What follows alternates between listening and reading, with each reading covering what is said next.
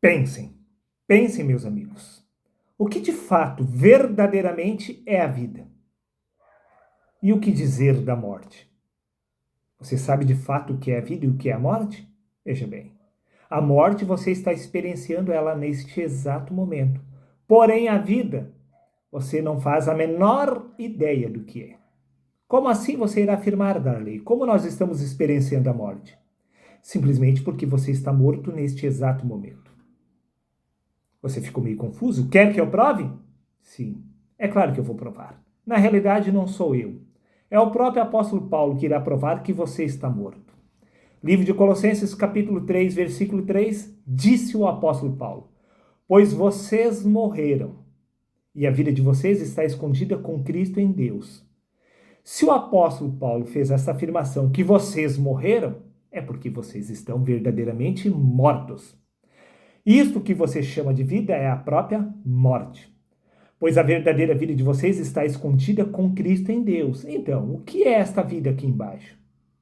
Você ainda não entendeu? Veja bem. Você precisa entender quando você morreu. E nisso precisamos recorrer à leitura do livro de Romanos, capítulo 6, versículo 8, aonde disse Paulo: E mais, se morremos com Cristo, cremos que também com ele viveremos.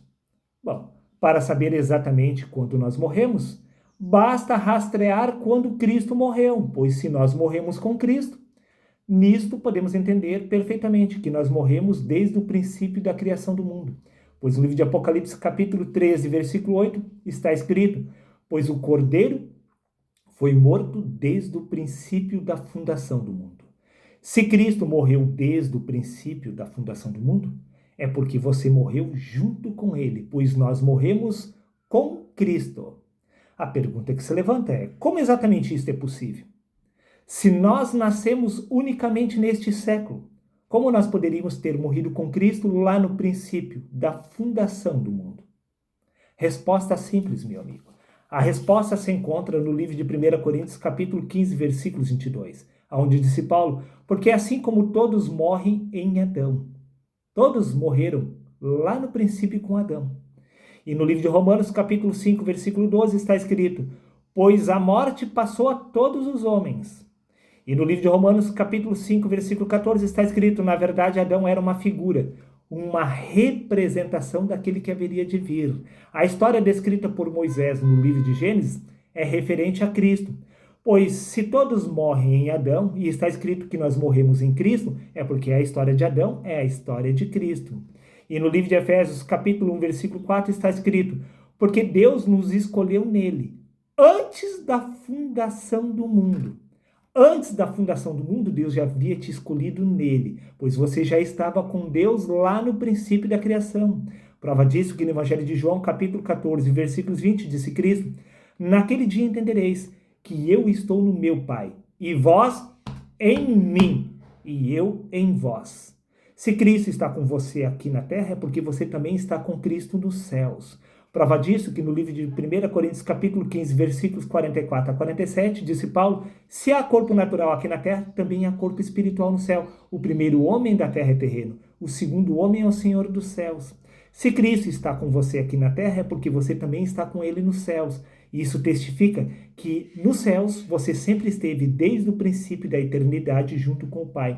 Por isso você morreu ao ter entrado no mundo junto com Cristo. Eu sei que é difícil entender este mistério, por isso vou me prolongar um pouco. No livro de Jeremias, capítulo 1, versículo 5, está escrito: Antes que eu te formasse no ventre materno, eu já te conhecia. Por quê? Deus nos escolheu nele. Sim, naquele dia entendereis que eu estou no meu Pai, e vós em mim, e eu em vós. Você pode não entender agora, mas naquele dia que a mentalidade da carne for removida, será estabelecida a consciência espiritual de Cristo. Então você entenderá que desde o princípio você sempre esteve na eternidade com o Pai.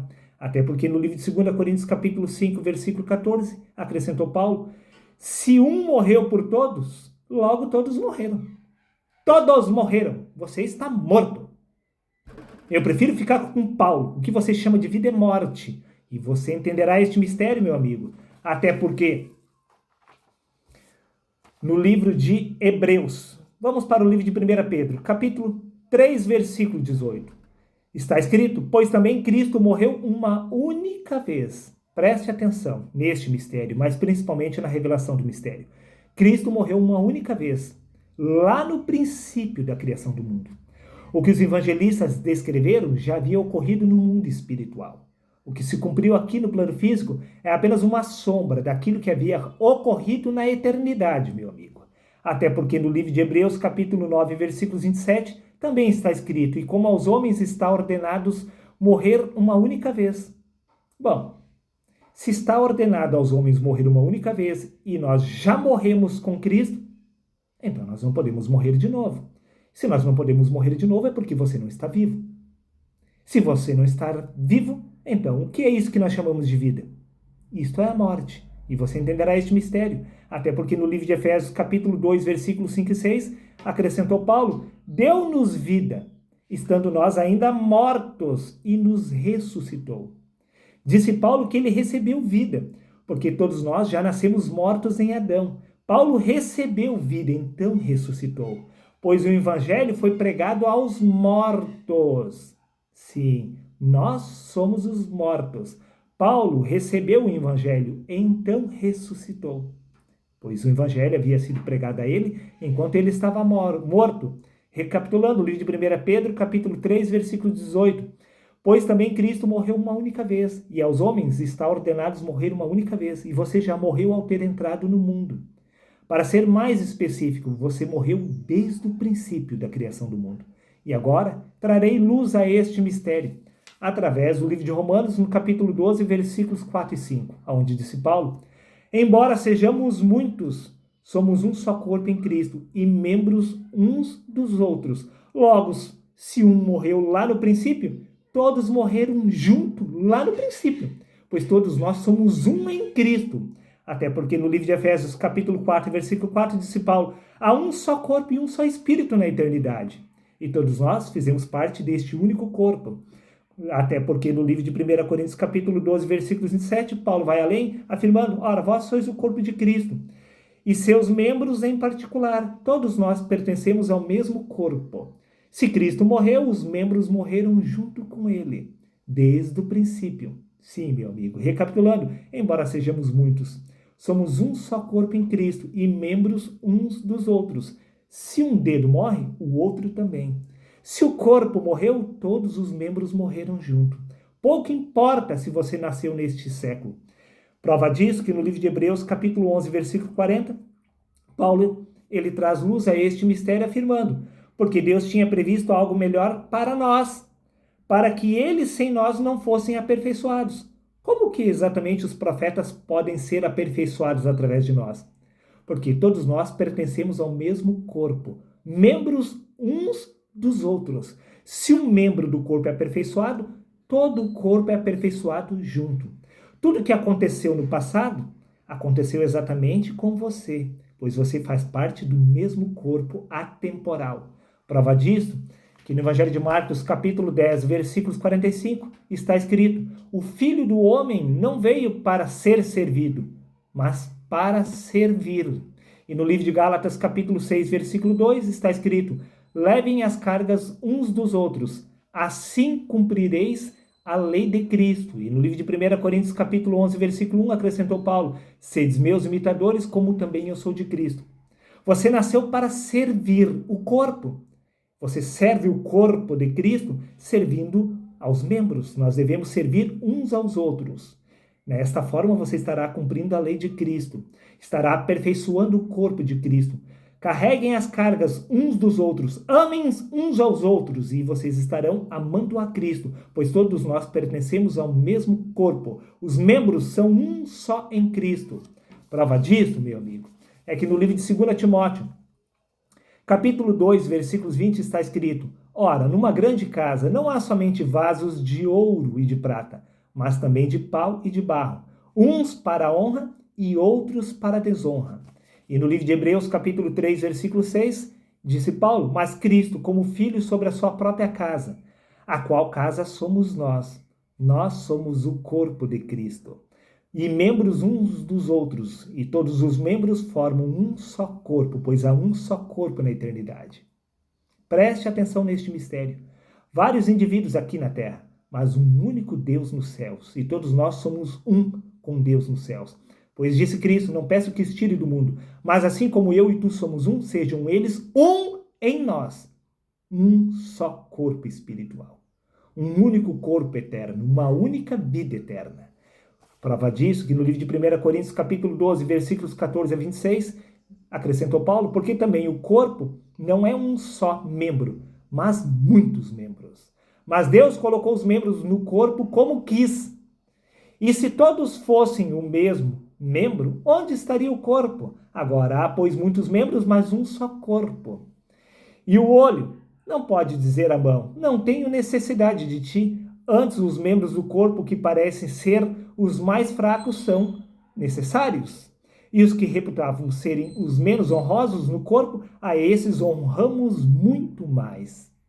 Assim, Deus colocou no corpo, dando muito mais honra aos que tinham falta dela, para que não haja divisão no corpo. Prova disto, meu amigo, que no livro de Jeremias, capítulo 27, versículo 6, está escrito: Rei Nabucodonosor, da Babilônia, meu servo, um rei pagão, um vaso de desonra, usado por Deus. Todos, tanto os vasos de honra quanto os vasos de desonra, fazem parte da mesma casa.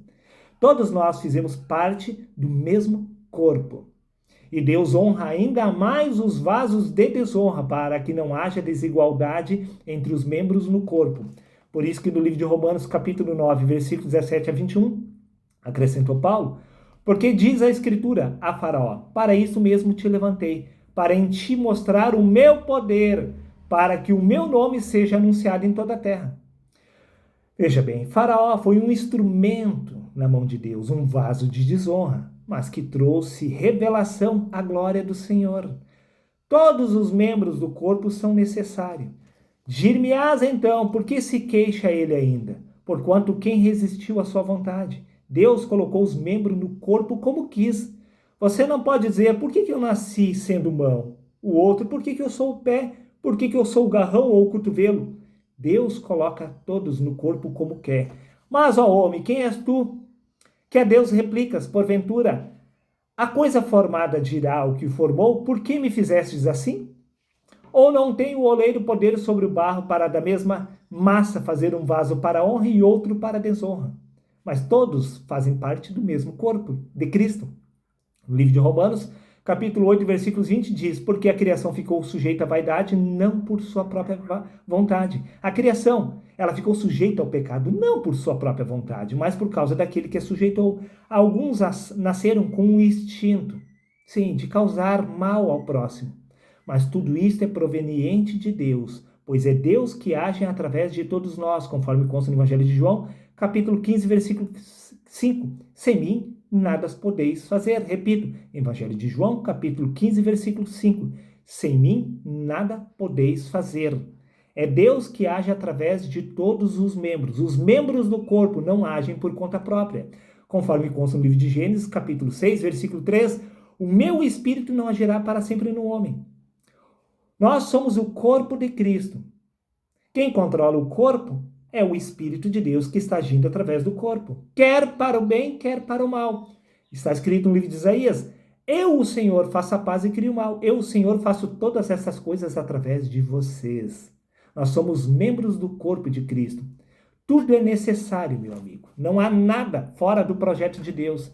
Até porque no Evangelho de Mateus, capítulo 25, está escrito, e respondendo o rei, dirá, em verdade vos digo que quando fizestes a um destes meus pequeninos irmãos, a mim o fizestes. Do que se queixam os homens?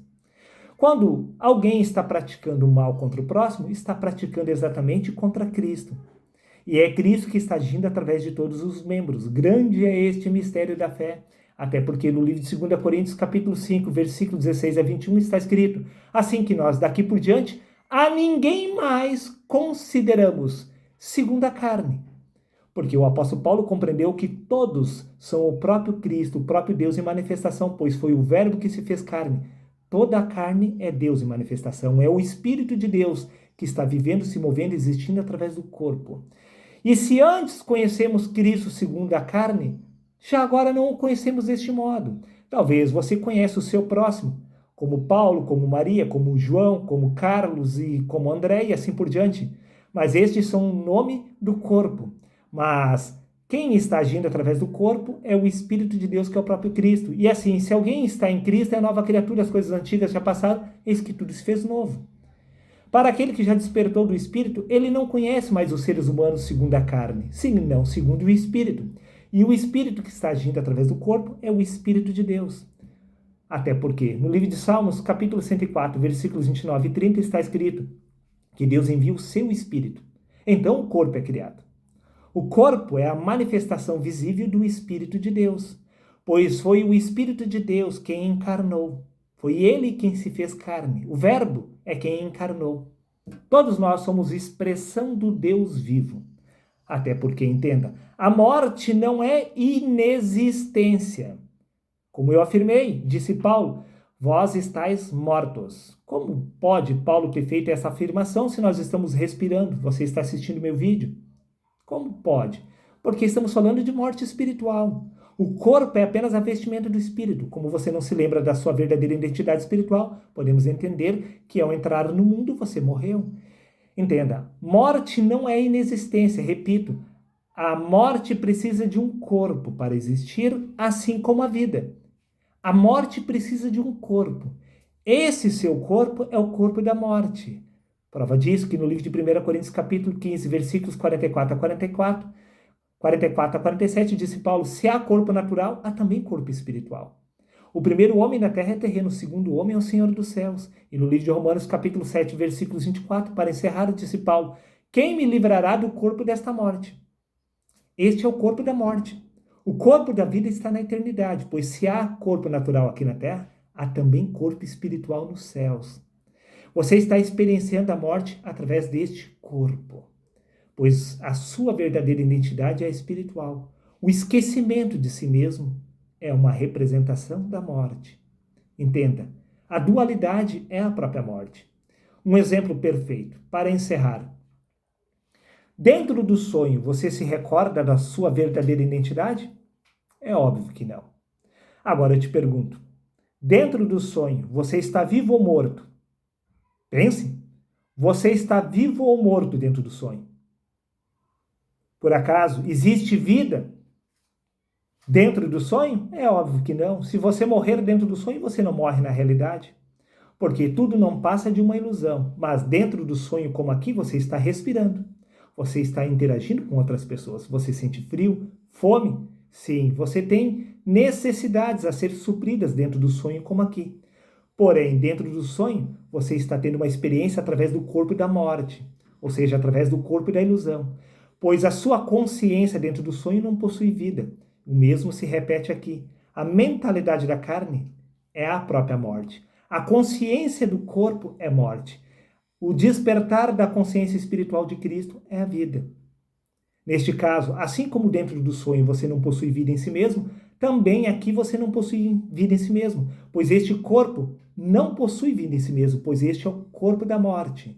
Se este é o corpo da morte, logo podemos entender que a sua consciência também é a consciência da morte, pois a sua mentalidade da carne é a própria morte. Não há vida neste lugar, por isso você não pode morrer pela segunda vez, assim como não há como morrer dentro do sonho, pois tudo não passa de uma ilusão.